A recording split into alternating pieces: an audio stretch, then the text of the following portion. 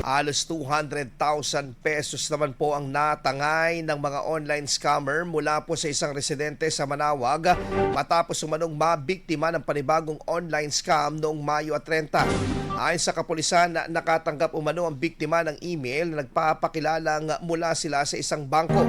Akala umano ng biktima na lehitimo ito dahilan upang ibigay ang one-time password sa kanyang katransaksyon. Ilang sandali lamang ang lumipas, sunod-sunod na text message ang kanyang natanggap na nagsasabing nag-withdraw na ang laman ng kanyang savings account na may halagang halos 200,000 pesos. Bago ang insidenteng ito, naunang na-report sa kapulisan ang text message naman na ginagamit ng mga nagpapanggap na mga pulis para makahingi ng pera dahil sa umano'y pang-areglo sa mga warrant of arrest. Giit ng mga otoridad, huwag ibigay ang bank details, passwords at lalo na ang OTP dahil hindi ito hinihingi ng mga lehitimong bangko sa anumang transaksyon. IFM News. IFM News.